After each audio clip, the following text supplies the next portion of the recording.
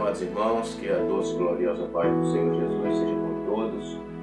Mais uma oportunidade que Deus nos proporciona de nós estarmos estudando mais uma lição da nossa escola bíblica dominical. E este vídeo que nós denominamos Escola Bíblica Complementar, que é um comentário que nós fazemos à parte, aproveitando o título e às vezes até os tópicos da lição mesmo, mas a nossa intenção é que você tenha aí alguma coisa a mais, alguma ideia, algum tópico construído à parte, para que você possa desenvolver e ampliar a sua aula da escola dominical. A lição de hoje é a lição número 14, para 30 de setembro de 2018. Título da nossa lição: Entre a Páscoa e o Pentecostes. Texto áureo nos diz assim: Cumprindo-se o dia de Pentecostes, estavam todos reunidos no mesmo lugar, e todos foram cheios do Espírito Santo e começaram a falar em outras línguas, conforme o Espírito Santo lhes concedia que falassem. Atos capítulo 2, versículos 1 e 4. Nossa verdade prática nos diz: sem a Páscoa não há Pentecostes, e sem o Pentecostes a Páscoa perde sua eficácia. Somente a redenção em Jesus Cristo, que está junto ao Pai, traz o derramamento do Espírito Santo. A nossa leitura bíblica, irmãos, está no livro de Êxodo, livro das saídas, capítulo 34, versículos 18 a 29, que trata sobre esta festa especial que era a Páscoa, ou festa dos pães asmos. Então nos diz aqui: a festa dos pães asmos guardarás, 7 dias comerás pães asmos, como te tenho ordenado, ao tempo apontado do mês de Abibe, porque no mês de Abibe saístes do Egito. Tudo que abre a madre, meu é, até todo o teu gado, que seja macho, abrindo a madre de vacas e de ovelhas. O burro, porém, que abrir a madre, resgatarás com um cordeiro. Mas se o não resgatares, cortar-lhe-ás a cabeça. Todo primogênito de teus filhos resgatarás, e ninguém aparecerá vazio diante de mim. 6 dias trabalharás, mas ao 7º dia descansarás.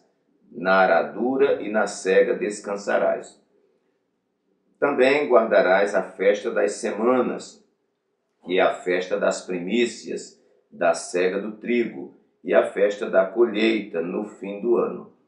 3 vezes no ano todo macho entre ti aparecerá perante o Senhor Jeová, Deus de Israel. Porque eu lançarei as nações de diante de ti e alargarei o teu termo. Ninguém cobiçará a tua terra quando subires para aparecer 3 vezes no ano diante do Senhor teu Deus.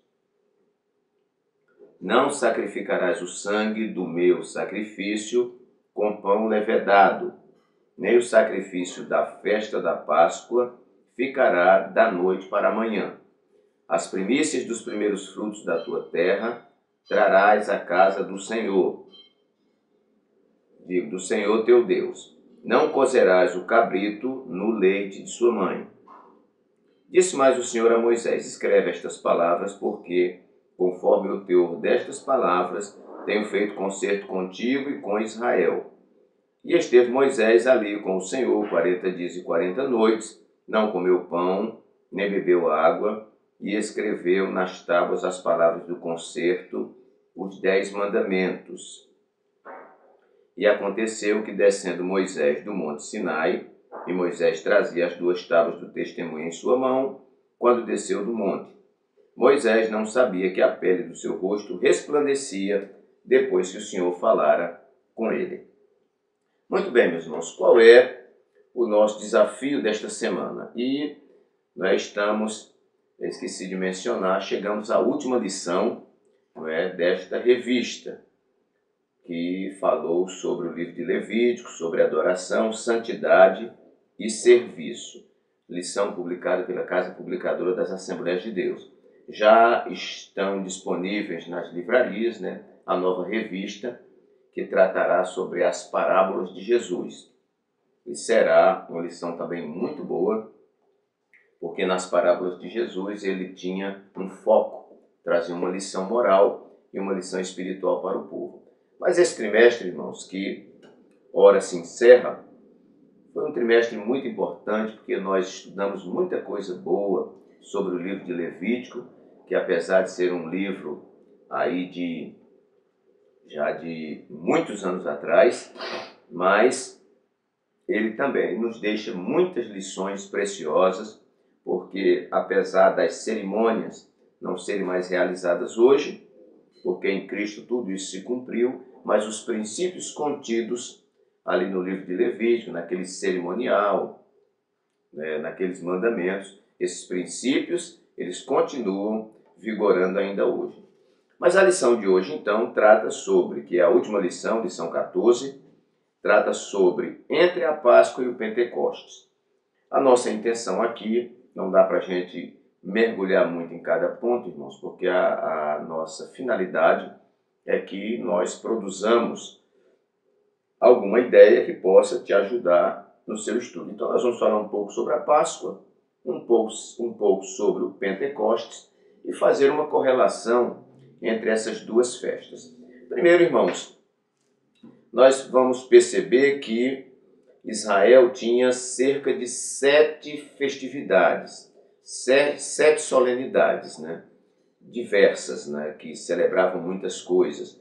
Por exemplo, a festa das trombetas, tal, que nós não vamos comentar aqui, né? Depois eles tiveram lá a festa do Yom Kippur, que celebrava, né, aquele grande livramento que houve na época do Amã, né, que queria destruir todo o povo, e Esté se levantou, falou com o rei, né, e terminou que houve um grande livramento para o povo de Deus. Era outra festa celebrada. Então, eram cerca de 7 festas. Eu anotei aqui, né, e nós temos aqui, os hebreus celebravam diversas festas sagradas ao ano, chamadas de santas convocações. A maioria se referia às atividades agrícolas e os acontecimentos históricos da nação.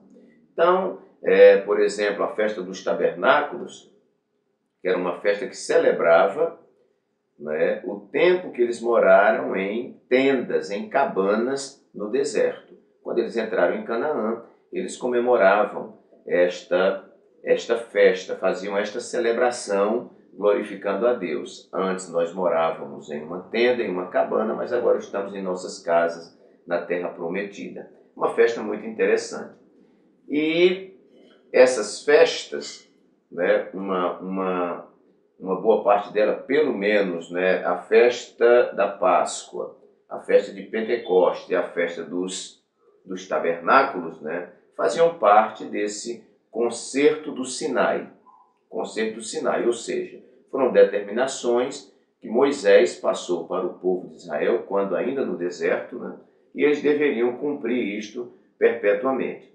Um outro aspecto dessas festividades é que todos os varões, todos os homens estavam obrigados a participar dessas 3 festas dos peregrinos e nunca aparecer de mão vazia. Né? Que isso simboliza muito, irmãos, a nossa gratidão a Deus. Né? Sempre que nós entregamos alguma coisa a Deus, seja a nossa vida, sejam os nossos dízimos, sejam as nossas ofertas, né? Ofertas voluntárias, né, o nosso zelo para com a obra de Deus, tudo aquilo que nós entregamos a Deus, né, como fruto da nossa gratidão, não é, isso implica dizer que nós não estamos indo a Deus de mãos vazias. Ou seja, nós vamos adorar a Deus não somente para buscar as bênçãos de Deus, mas nós vamos para abençoar as vidas e sermos também bênção na vida dos outros. Então, todos os varões estavam obrigados a participar das 3 festas dos peregrinos, que eram as principais, que nós vamos aqui trabalhar 2, mas as 3 principais eram Páscoa, Pentecostes e Tabernáculos, conforme Êxodo 23, 14 a 17. Essas festas eram celebradas com duplo propósito. Primeiro, refletir sobre a bondade de Deus e recordar que o povo havia sido escolhido por Deus. Então, a Páscoa, por exemplo, nós vamos daqui a pouco mencionar, ela lembrava, né, a grande vitória que Deus tinha dado ao seu povo, né, na sua saída do Egito. E a festa do Pentecostes, que era chamada também a festa das colheitas, a festa das primícias, vamos ver daqui a pouco, né, também era uma celebração de gratidão, né, pelo fruto da terra, né, pela colheita que eles haviam celebrado. Então, em resumo, né, eram celebrações que refletiam sobre a bondade de Deus e recordava que o povo havia sido escolhido por Deus, até pelo trato carinhoso, né, o trato distinto que Deus dava ao seu povo. Outra informação interessante, irmãos, que eu quero colocar aqui para os irmãos, é que a celebração das festas solenes requeria cerca de 77 dias do ano para essas principais celebrações solenes do povo de Israel. Nesses 77 dias do ano, os israelitas deveriam deixar seus trabalhos e dedicar-se ao culto a Deus. Isso é muito importante, principalmente nos dias que nós vivemos, onde as pessoas estão extremamente assoberbadas, extremamente atarefadas e que já não têm tempo de adorar a Deus. Mas nós costumamos dizer, se você não tem tempo para Deus, você está perdendo seu tempo. Eu estava meditando hoje 77 dias do ano. Era praticamente, irmãos, se nós dividirmos aí 365 por 7, vai dar aí 5 vezes 7, 35, mais ou menos, não é? Um quinto do ano era dedicado ao Senhor. Eu estava calculando, era 20% do tempo desse povo, né, dedicado ao Senhor. Então, 77 dias do ano, eles abandonavam tudo e se dedicavam única e exclusivamente a esta devoção, a esta adoração nas diversas festas solenes que Israel tinha. Bom, isso aqui é de âmbito geral. A Páscoa também era chamada, que aí nós vamos tratar agora sobre Páscoa, né? Páscoa e o Pentecostes, entre a Páscoa e o Pentecostes. Então, a Páscoa era também chamada Páscoa do Senhor, ou chamada Festa dos Pães Asmos, ou também Dia dos Pães Asmos. Havia essas três denominações, né, para a Páscoa. A Páscoa foi celebrada desde que o povo hebreu saiu do Egito, em cerca de 1445 a.C. Então essa Páscoa foi celebrada, nós sabemos, ali na saída do Egito, vamos já comentar. Ela foi celebrada no deserto e ela deveria ser celebrada quando entrassem em Canaã, não é? Então, anualmente deveria ser celebrada esta Páscoa. Ok. Todos os anos era celebrada essa Páscoa aproximadamente na primavera, equivalente à primavera lá de Israel, não é? E aproximadamente na Sexta-feira Santa. Ok. Era tão rigorosa a obrigação que aquele que não a cumprisse seria condenado à morte, conforme Números, capítulo 9, versículo 13. Se houvesse algum impedimento, como o hebreu tinha viajado, estava impuro ou doente, eles faziam como que uma segunda chamada, e essa Páscoa era celebrada não no primeiro mês, né, porque ele não podia, estava impuro, mas era celebrada no segundo mês. Ok. 430 anos depois do povo no Egito, Deus suscita Moisés, o grande legislador, para libertá-los do Egito. Moisés comparece perante Faraó e pede para que Faraó deixe o seu povo ir.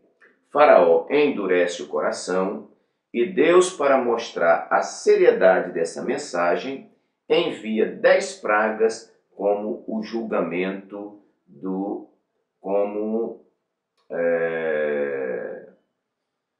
vamos lá. Faraó endurece o coração e Deus, para mostrar a seriedade dessa mensagem, envia 10 pragas como julgamento ao Egito. Então os irmãos sabem que o que aconteceu resumidamente. Moisés foi falar com Faraó e Faraó não deixou o povo ir. A Bíblia diz que Deus endureceu o coração de Faraó. E na medida em que Faraó não deixava o povo ir, Deus mandava uma praga, né? E mandou a primeira, e Faraó não deixou o povo sair, mandou a segunda, Faraó não deixou o povo sair, mandou a terceira, e foi mandando aquelas pragas. O que é bom que se destaque aqui, irmãos, que aquelas pragas, na medida em que era praga para o Egito, era milagre para o povo de Deus. E que aquelas pragas, elas não tinham simplesmente o intuito de destruir o Egito, mas ela tinha também o propósito, elas tinham o propósito de humilhar os deuses do Egito. Na realidade, havia uma guerra de deuses. Por exemplo, Faraó era tido como uma divindade. Na medida em que Deus demonstra o seu poder e Faraó é impotente para resistir a essas manifestações de Deus, Deus está mostrando que está acima de Faraó. Na medida em que Deus mancha as águas do Nilo de sangue, Deus está afrontando um Deus do Egito. Então, o que Deus queria mostrar em tudo aquilo ali é que ele não é mais um Deus, mas é que ele é o único Deus absoluto, o único Deus verdadeiro, o único Deus que detém todo o poder nos céus e na terra. Vemos aqui que o povo já estava há aproximadamente 430 anos no Egito, não é? É o começo de toda essa história, né? E Deus levanta Moisés como grande legislador para tirar esse povo lá do Egito. Mas nós percebemos que Faraó resiste. A Bíblia diz que Deus endurece o coração de Faraó. A Bíblia também diz que Faraó endureceu seu coração e não deixou o povo ir. Bom, não deixando o povo ir, Deus começou a mandar pragas sobre o Egito. Mandou 10 pragas, nós sabemos disso também. E é bom ressaltar que cada praga que Deus mandava ali para o Egito não era simplesmente para destruir o Egito, não é? Mas era uma guerra de deuses. Porque Faraó, por exemplo, se considerava uma divindade. E na medida em que Deus impõe o seu poder e Faraó não consegue resistir, Deus está mostrando que ele é o único Deus, soberano, absoluto, onipotente, o Deus que governa todas as coisas. Na medida em que Deus permite que o rio Nilo seja manchado de sangue, Deus está afrontando uma divindade do Egito, que é o rio Nilo. Na medida em que os bois recebem aquela saraivada de pedras e morrem, eles estão afrontando deuses do Egito. O boi, o touro era tido como uma divindade no Egito. Então, meus queridos, Deus está mostrando a sua soberania, o seu poder sobre o povo. E essas pragas vão se sucedendo até que chegamos na 10ª praga, onde o Senhor disse a Moisés que iria destruir todos os primogênitos do Egito. Quem eram os primogênitos? Eram aqueles filhos mais velhos. Deus iria destruir os primogênitos dos seres humanos, que eram os filhos mais velhos, inclusive o filho mais velho de Faraó, que seria o seu sucessor imediato, como também o primogênito dos animais. Bom, se Deus ia destruir, ia mandar o anjo destruidor para destruir todos os primogênitos, era necessário que Israel, que o povo hebreu, né, que ainda não era Israel, né, assim como nação, que o povo hebreu se resguardasse. E aí Deus deu uma ordem ao povo e disse: olhe, vocês vão separar um cordeiro. Aqui vem as descrições, é bom que os irmãos guardem isso aqui, não é? Um cordeiro macho, não é? Que não tivesse nenhuma mancha, né? Cordeiro de 1 ano, sem defeito, né? Esse cordeiro seria assado, não podia ser quebrado nenhum dos seus ossos. Eles deveriam fazer essa refeição com pão sem fermento, ou seja, pão asmos. Se sobrasse alguma coisa dessa ceia, dessa refeição, deveria ser queimada, não é? E eles deveriam estar vestidos e preparados para viajar. que a Bíblia fala aqui: cingidos os lombos, os pés calçados e o cajado na mão, conforme está lá em Hebreus. Toda essa narração está lá em Hebreus em Êxodo capítulo 12. Né? E esta alimentação seria uma alimentação apressada. Também eles deveriam, dentro desta alimentação, ter lá ervas amargas. Se a família fosse muito pequena para um cordeiro, eles deveriam chamar uma outra família pequena também e se juntar para que nada fosse desperdiçado. Deus não gosta de desperdício. E que o sangue desse animal, ele deveria ser aspergido nas vergas, né? Nas ombreiras e na verga da porta.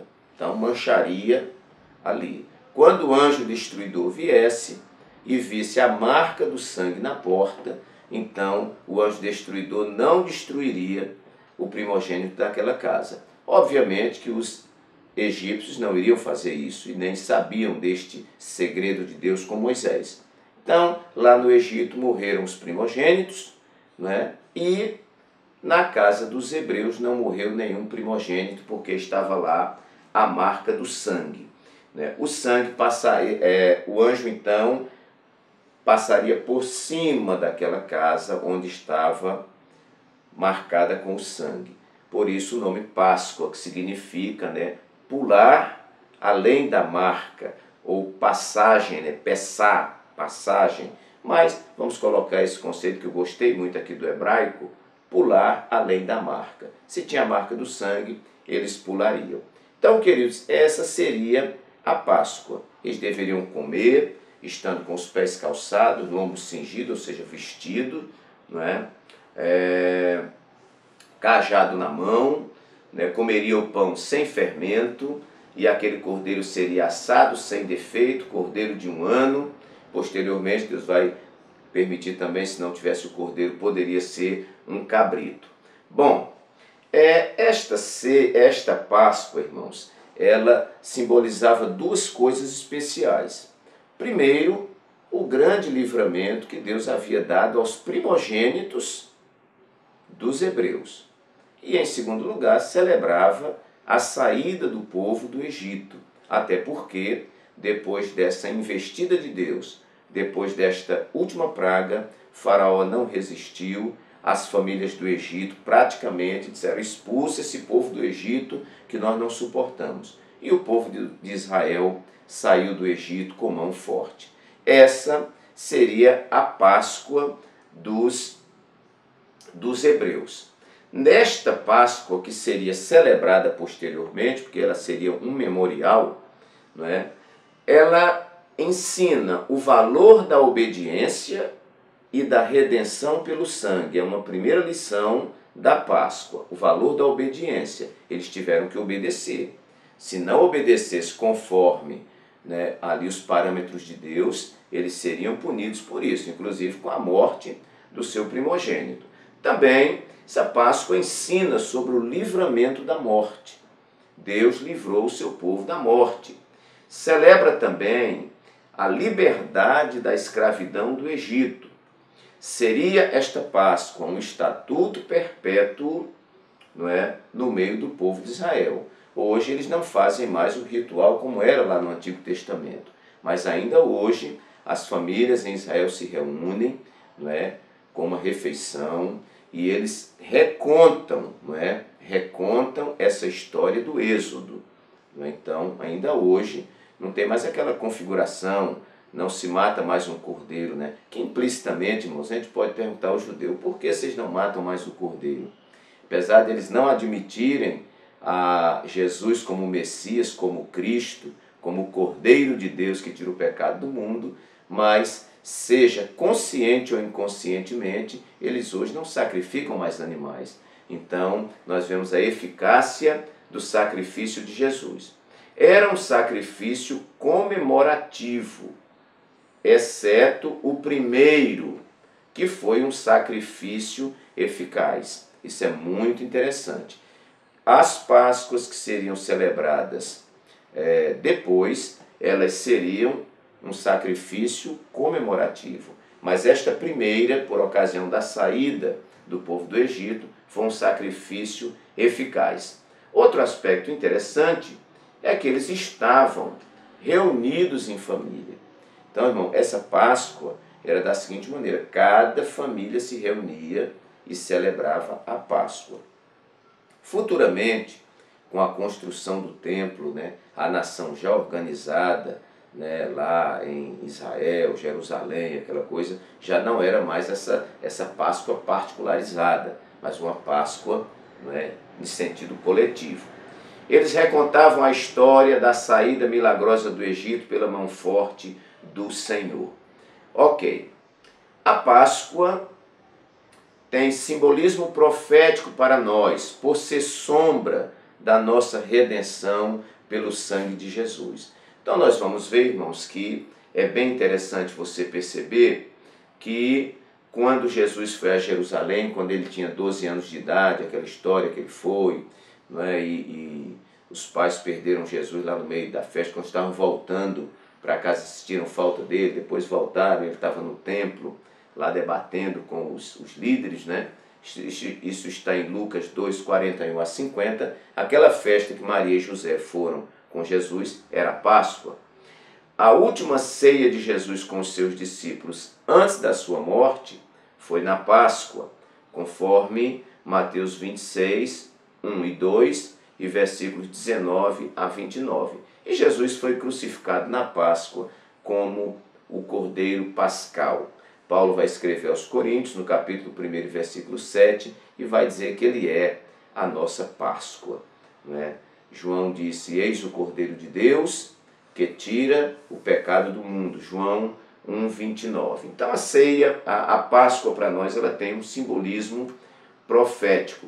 Nós não celebramos a Páscoa na nossa cristandade, mas nós celebramos a Santa Ceia, que se assemelha muito, que é também uma figura similar da Páscoa, com outro significado. Obviamente, quando celebramos a ceia, nós podemos dizer que celebramos a saída do mundo, para uma nova vida em Cristo Jesus. Quando nós celebramos a Santa Ceia do Senhor, nós celebramos a morte do Cordeiro de Deus que nos livrou da ira e da morte eterna. Então, há uma semelhança aí entre Páscoa, apesar de não ser a mesma coisa, mas uma semelhança muito grande entre a Páscoa e a Santa Ceia que nós celebramos.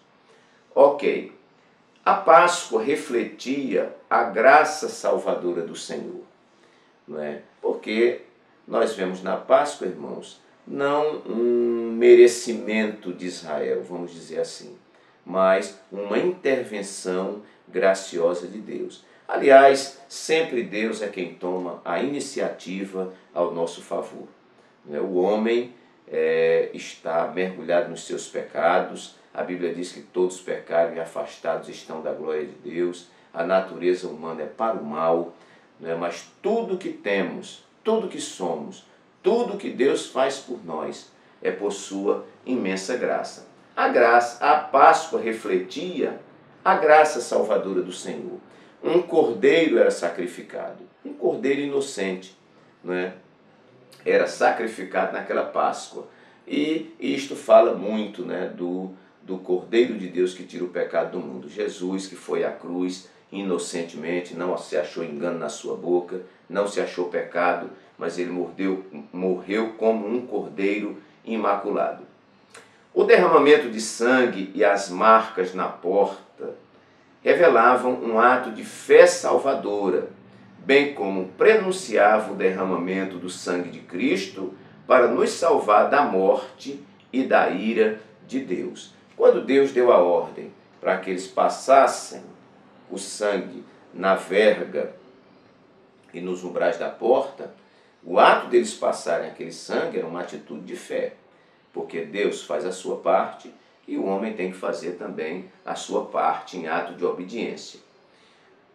O cordeiro era um substituto em lugar dos primogênitos. Isso fala do sacrifício vicário de Cristo. Cristo morreu em nosso lugar. Nós nunca podemos esquecer que ele nos substituiu. Aquela cruz, aquelas afrontas, Aquela humilhação era para mim e era para você. Mas Jesus toma o nosso lugar e oferece um sacrifício vicário. Comer o cordeiro significava a identificação da comunidade israelita com a morte do cordeiro. Então eles faziam uma refeição com aquele cordeiro que havia sido assado. Eles comiam. Fala muito da comunhão, fala da nossa identificação com o cordeiro. Muito bem. E nessa ceia tinha algo muito interessante, irmãos, que eram as ervas amargas, né, que eles tinham que comer. Para que aquelas ervas amargas? Elas serviriam para que eles se lembrassem da amargura sofrida no Egito. O leite e o mel de Canaã não deveriam apagar de suas memórias o tempo de amargor do Egito. Nós estamos dando um estudo na igreja sobre a igreja do deserto.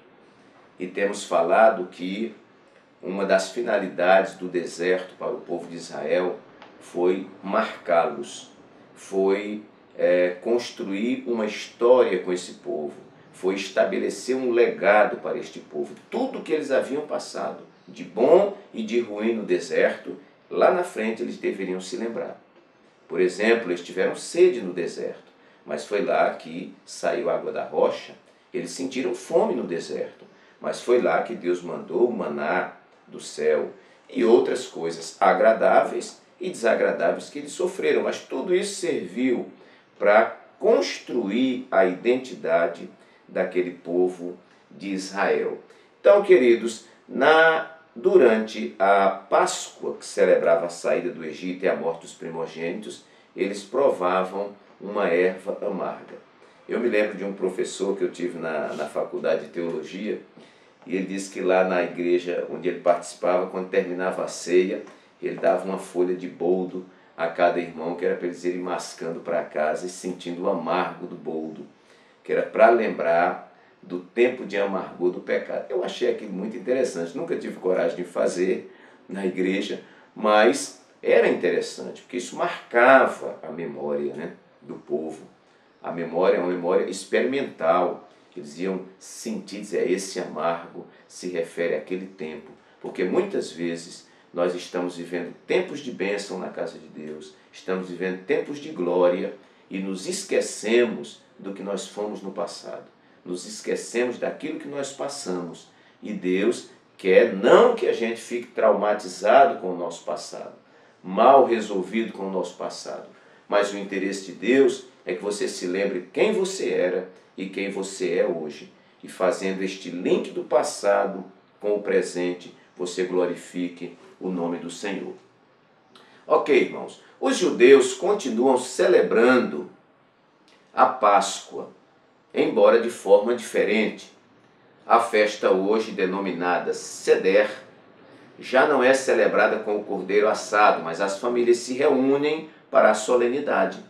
Retiram-se cerimonialmente das casas judaicas e o pai de família narra a história do Êxodo. Então, irmãos, esse conjunto complexo era a Páscoa, que os irmãos já têm estudado em outras lições específicas sobre a Páscoa. Aqui eu quis dar um repasse para que a gente entendesse isso aí. Também um ponto interessante que eu quero lembrar aqui é porque eles comiam com lombo cingido, cajado na mão e pés calçados. Eles estavam prestes a sair do Egito. E a igreja também deve estar, irmãos, prestes a sair deste mundo. Acredito que Jesus não demorará a vir buscar a sua igreja. O arrebatamento da igreja está muito próximo. Nós já estamos vendo aí a apostasia. A apostasia está atuando. Nós estamos vendo coisas horríveis que nós não imaginávamos, né? As principais igrejas do nosso país têm apostatado da fé, têm alterado o seu credo, têm permitido que entrem coisas em desconformidade com a fé que nós acreditamos. Nós vamos lutar. Vamos lutar, Igreja Assembleia de Deus no Brasil, igrejas históricas do Brasil, vamos lutar para que o nosso credo, o fundamento da nossa fé não seja abalado, porque o homem do pecado, apesar de ainda não ter se manifestado na sua plenitude, mas o seu espírito já começou a operar. Pela desordem que nós vemos no nosso Brasil, não é? Pela bagunça em que está esse Brasil e outras partes do mundo, a liberalidade, a libertinagem e outras coisas são prenúncios da volta do Senhor Jesus Cristo. Ok, meus queridos, temos também nesta lição uma fala sobre o Pentecostes. O Pentecostes era a segunda das 3 grandes festas de Israel. Claro, Páscoa, Pentecostes e Festa dos Tabernáculos, né? Pentecostes, que significa, vem do grego Pentecostes, significa 50º, referindo-se ao 50º dia após a Páscoa. 50 dias após a Páscoa era celebrada a festa do Pentecostes. Também é interessante você notar, para não pensar que é outra coisa, que esta festa também era denominada de Festa das Semanas, que vem aqui do hebraico Hag Shavuot, 7 semanas após a Páscoa. Não é? Também era chamada Festa da Colheita ou Festa da Cega, que no hebraico significa Hagassi, referindo-se à conclusão das colheitas de grãos. E também era chamado Dia das Primícias, que vem do hebraico Yom HaBikurim, referindo-se às primícias de uma colheita terminada. Este nome tem sua razão de ser na entrega de uma oferta voluntária a Deus dos primeiros frutos da terra colhidos naquela cega, conforme Números 28 e 26. Também existe um nome que é Assembleia. Referia-se tardiamente ao encerramento da festa da estação da colheita. Então, 50 dias após a Páscoa, irmãos, eles faziam esta festa, chamada Pentecostes, ou Festa das Semanas, Festa da Colheita, ou Dia das Primícias, ou Assembleia. E nessa festividade, eles traziam, vamos dizer, uma amostra grátis dos primeiros frutos, não é, da terra, daquilo que eles escolheram para oferecer ao Senhor. Era uma festa de gratidão, uma festa de louvor a Deus, por Deus ser o Deus da provisão. Para os judeus, o Pentecostes era uma celebração de agradecimento a Deus pela colheita, além de homenagear a memória do dia em que Moisés recebeu as tábuas com as leis sagradas. Celebrava também esse dia que Moisés recebeu as tábuas da lei, conhecidas como Torá. O início da festa se dá 50 dias depois da Páscoa, com a colheita da cevada. O encerramento acontece com a colheita do trigo, conforme Deuteronômio 34, 22, número 28, 26 e Deuteronômio 16, 10. Era uma festa da colheita, eles trariam ao sacerdote os primeiros frutos, muito interessante, e aqui eu coloco uma aplicação muito interessante. Era uma festa de honra e uma festa de gratidão. Nós temos dito muito à igreja, eu digo, olha irmãos, dízimo não é apenas a 10ª parte. Não, dízimo é a primeira 10ª parte de tudo que Deus nos dá. Então tem gente que acha que dízimo é qualquer 10ª parte, tem gente que acha que dízimo é só do salário. Não, dízimo é a primeira 10ª parte de tudo aquilo que Deus nos dá. Por que a primeira, irmãos? Porque a primeira parte é a parte de honra. Quando nós fazemos um aniversário e vamos tirar o primeiro pedaço de bolo, para quem se dá aquele primeiro pedaço de bolo? A pessoa mais honrada da festa. Alguém oferece para a mãe, alguém oferece para o esposo, alguém oferece para o filho. Bom, para alguém que você tem muita estima e muita consideração. E eu penso que assim deve ser a nossa oferta para Deus. Eu soube da história de um irmão que ele tinha um pé de manga em sua casa. E as primeiras mangas que nasciam, ele recolhia e levava na casa do seu pastor. E era muito criticado, porque alguém achava que estava paparicando o pastor. Você fica levando para a casa de pastor. Ele dizia, não, eu estou levando para o Senhor. Cuidando do servo de Deus, eu estou fazendo para o Senhor. E ele entregava, que não existe, meus irmãos, nenhuma nenhum mandamento nesse sentido, né? Hoje o irmão seria objeto de zombaria, vamos dizer. Mas, irmãos, no coração deste homem de Deus, ele estava oferecendo os primeiros para o Senhor. Conheci outro irmão que fazia isso com os pés de coco. Pegava os primeiros ali, levava lá para o seu pastor. E se eu disser para os irmãos que Deus honrava tanto esse irmão lá do seu pezinho de manga, quanto esse irmão do pé de coco? Não é? Porque estavam fazendo para Deus. Deus olha muito, irmãos, a motivação do nosso coração. Diferentemente da Páscoa do primeiro momento, a celebração do Pentecostes era pública, não é? Louvava o suprimento e a suficiência de Deus, Jeová Jireh. Momento também de se exercer a misericórdia e o serviço social. Nessa festa do Pentecostes, eles participavam também de refeições ali, e o pobre se chegava também para comer. Nós vamos ver em Deuteronômio 16:10, Ruth capítulo 2, versículo de 1 a 3, né, que na colheita lá, né, eles deixavam cair, às vezes até propositalmente, para que o pobre, o órfão, a viúva pudesse catar aquilo que fosse caindo, né, se esquecesse alguma espiga, deixasse lá para o pobre. Então, sempre com essa conotação de uma assistência social, de um amor, ao próximo, de socorro àquele que está oprimido. Nós vamos ver isso em Ruth, quando ela vai lá para o campo de Boaz, e lá ela colhe, juntamente com aquelas moças, lá na fazenda daquele homem, e ali ele deu mais alguma coisa para ela, tudo. Era um tempo também de favorecer ao pobre. Ok. Uma festa sem tristezas, o povo deveria se apresentar de forma jubilosa. Ora, estavam trazendo os primeiros frutos da terra, era momento de alegria. Enquanto a Páscoa, ela tinha um misto de tristeza com alegria, porque eles celebravam não só a saída do Egito, mas a morte dos primogênitos. Não foram seus primogênitos que morreram, mas morreram o filho dos outros. E quem se alegra com a desgraça dos outros não pode ter um grande futuro. Então, aquilo foi uma tragédia, foi um momento de muita tristeza. Tipifica esse Pentecostes, tipifica a autenticação da ressurreição de Cristo como primícia dos que dormem.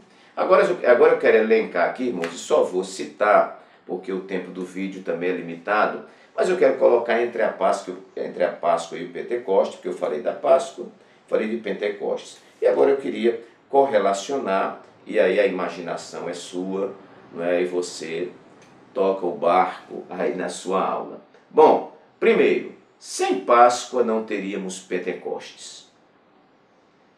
Aqui nós falamos da morte para a glorificação. Ora, irmãos, vamos para os dias de Jesus. Se não houvesse a morte de Jesus, não haveria, o nosso Pentecostes, que foi a descida do Espírito Santo, E o Espírito Santo é o sucessor de Jesus aqui nesse período que nós vivemos, nessa dispensação da graça, Sem a Páscoa lá dos judeus, eles não teriam, obviamente, a festa do Pentecostes, porque como eles teriam a colheita lá da terra de Canaã se não tivesse saído do Egito? Obviamente que sem Páscoa não teríamos o Pentecostes. Número 2. Enquanto a Páscoa rememorava um tempo de opressão, Pentecostes celebra a provisão. Vai anotando aí. Enquanto a Páscoa faz referência à morte, o Pentecostes celebra a vida. Quarto lugar, enquanto a Páscoa fala de um tempo de saída apressada, Pentecostes fala de um tempo de estabilidade local. A Páscoa, em quinto lugar, anuncia a morte redentora. O Pentecostes anuncia o brotar da semente da vida. Sexto lugar, A Páscoa dizia respeito a uma celebração familiar. O Pentecostes a uma celebração nacional. Sétimo lugar, a Páscoa tipificava a morte do Cordeiro Pascal para a libertação do povo hebreu. O Pentecostes como a semente do trigo que precisou morrer para dar vida. Jesus diz que se a semente não morrer, não pode produzir, então o fruto não pode brotar e produzir o fruto. Jesus teve que morrer, mas ele ao terceiro dia ressuscitou. Ele é a primícia dos que dormem. A Páscoa, o oitavo lugar, referia-se à humilhação do Cordeiro. O Pentecostes, a honra do feixe de trigo. A Páscoa celebrava a saída do Egito. O Pentecostes celebra a chegada em Canaã. Em décimo lugar, a Páscoa comemora a partida do Filho de Deus. O Pentecostes, a chegada do Espírito Santo. E aqui, irmãos, uma observação. Nós, às vezes, nos utilizamos de um título. Pentecostes. Pentecostes não tem nada a ver com Espírito Santo. Pentecostes era essa festa que celebrava, não é, a primeira colheita, aquela coisa toda. E o que aconteceu foi que a descida do Espírito Santo coincidiu com o dia de Pentecostes. Não é? Mas a festa de Pentecostes lá de Israel não tinha nada a ver com essa descida do Espírito Santo. Agora, claro, ele desceu no dia de Pentecostes, aí nós nos dizemos pentecostais, não é? Porque Pentecoste agora ficou figurando como o batismo com o Espírito Santo, né? E as coisas não são tão assim, tão juntas, né? Coincidiu que o batismo com o Espírito Santo nos discípulos foi naquele dia, não é? Mas nós podemos dizer aqui, para não ficar totalmente desconectado, né? Nós podemos dizer que naquele dia, floresceu na igreja, né, uma grande colheita. Podemos dizer assim, naquele dia os discípulos foram cheios do Espírito Santo e saíram para ganhar muitas almas, né? Pedro, depois daquele batismo glorioso, ele pregou e 3.000 almas aproximadamente aceitaram Jesus. Aquilo foi uma grande colheita, não é? Então, meus queridos, que Deus assim nos abençoe, que o Espírito Santo fale mais alto ao seu coração. Está aqui, né? Nós jogamos aqui algumas ideias complementares e você aí junta com o que tem aqui na lição, que tem muita coisa boa, e você vai dar uma aula excepcional para a glória do Senhor. Que Deus nos abençoe. Aqui mais uma palavra, não é? Dia 7 de outubro será as eleições no Brasil. E o nosso pastor presidente, reverendo José Orisvaldo Nunes de Lima, tem convocado a igreja aqui em Alagoas para que dia 6 nós façamos um jejum e oração, de 8 da manhã a meio-dia, para que Deus tome as devidas providências. Acredito que se a esquerda perder as eleições, eles não vão querer deixar barato. Acredito que se a direita também perder, não vai querer deixar barato. E tudo que nós queremos é que não haja derramamento de sangue, que a nossa paz não seja infringida, e nós queremos que o nosso país tenha um rumo certo. Tudo que nós queremos é que o nosso Brasil volte a prosperar, que nós tenhamos respeito em nossas escolas, que nós tenhamos uma segurança melhor no nosso país, que um país tão rico e tão grande como o Brasil não fique dentro deste atoleiro em que se encontra. Então, meu irmão, a minha oração é que Deus ilumine a sua mente e que você possa votar na pessoa certa para mudar a história do nosso país. E Deus é poderoso para levantar um homem, né, com o espírito engajado, né, em prol dos valores da nossa família, dos valores das nossas crianças, né, da nossa educação, em valor do nosso patriotismo, que é muito interessante. Isso não é ponto que está em discussão. Um povo que não é patriota é um povo falido, não é? Um povo que não respeita e não honra sua nação é um povo falido. e o Brasil é nosso, o Brasil é do Senhor Jesus Cristo. Assim que Deus nos abençoe, que o Espírito Santo fale mais alto ao seu coração. Amém.